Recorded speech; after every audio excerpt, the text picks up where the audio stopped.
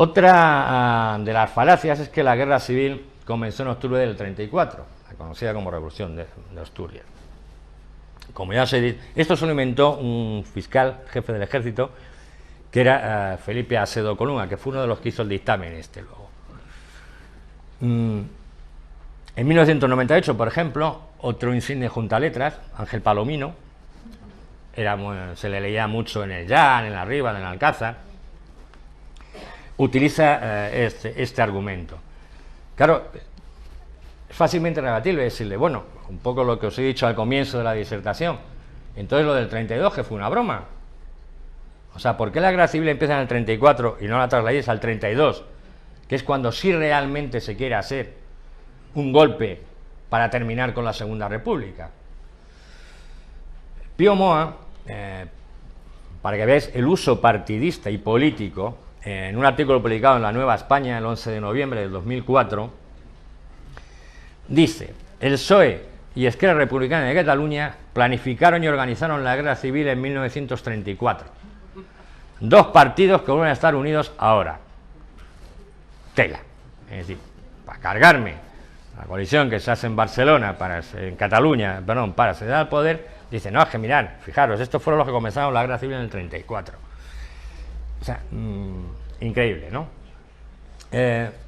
Hay muchos autores que lo tienen, pero de todas maneras, para ya desmistificar y ya darse cuenta de que la Revolución de Octubre no tenía absolutamente nada que ver con un intento de cambio de régimen, hay que echar la mirada atrás.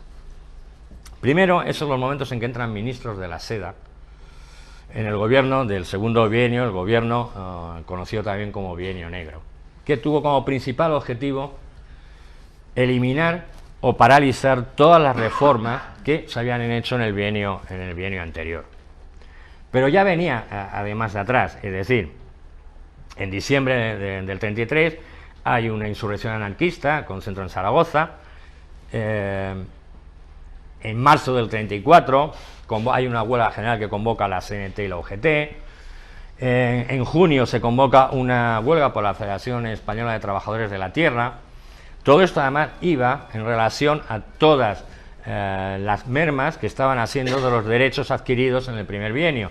Por ejemplo, la reforma agrícola directamente la arrasaron, o sea, la terminaron.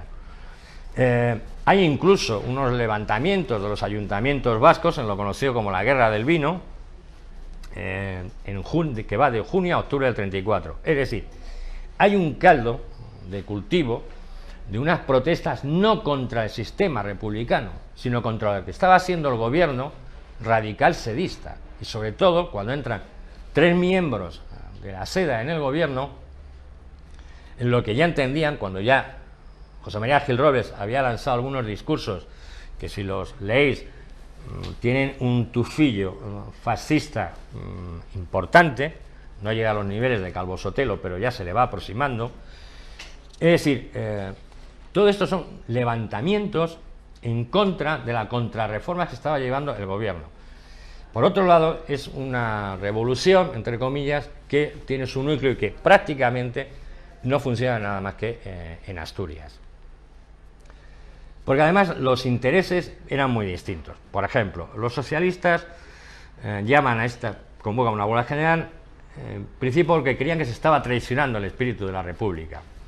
Los mineros asturianos, que es además en Asturias en el único lado donde funciona la Alianza Obrera, es decir, donde se juntan anarquistas, socialistas y comunistas, que no ocurrió en el resto de España, es por las malas condiciones, y que ya venían haciéndolo desde hace tiempo, que les habían además rebajado de los mineros asturianos, es decir, los que provocan, promueven y llevan adelante la Revolución de Asturias son básicamente los mineros. Y en Cataluña, porque se les habían tenido un problema, se les había declarado la ley de arrendamientos que ellos habían sacado, la Generalitat de Barcelona, la había declarado anticonstitucional por medio del gobierno. Y lo que pretendían era que el Estatuto de Autonomía pasara a ser de autogobierno dentro de una república federal. Es decir, los objetivos no tienen nada que ver los de los mineros asturianos, o de los catalanes, o los de, por ejemplo, los trabajadores afiliados a PSOE-UGT. En octubre del 34 prácticamente el mundo agrícola no participó porque habían sido realmente masacrados en los movimientos de junio anterior. E insisto, si vemos estos tres objetivos, se ve que en ninguno de los tres casos se intenta un cambio de régimen. Lo que va es en contra del gobierno, un gobierno que está haciendo una amplísima contrarreforma en contra de todos los avances en educación, en el Estado laico, en la reforma agraria, etcétera, etcétera.